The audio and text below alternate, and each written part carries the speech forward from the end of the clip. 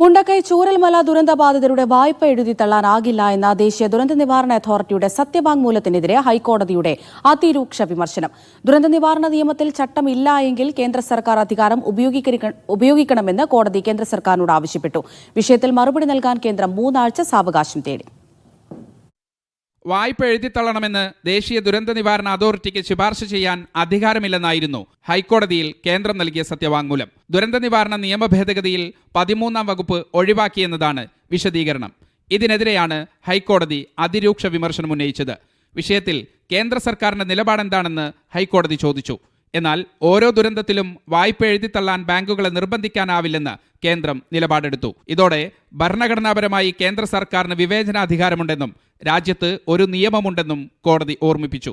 ഇത് സംബന്ധിച്ച് കേന്ദ്ര സർക്കാരിന് നടപടി സ്വീകരിക്കാനാകുമെന്നും അല്ലെങ്കിൽ കേന്ദ്ര സർക്കാർ അശക്തരാണെന്ന് പറയേണ്ടി വരുമെന്നും ജസ്റ്റിസുമാരായ doctor AK Jayasankaran Nambiar, PM Manoj എന്നിവരുൾപ്പെട്ട ഡിവിഷൻ ബെഞ്ച് വിമർശിച്ചു.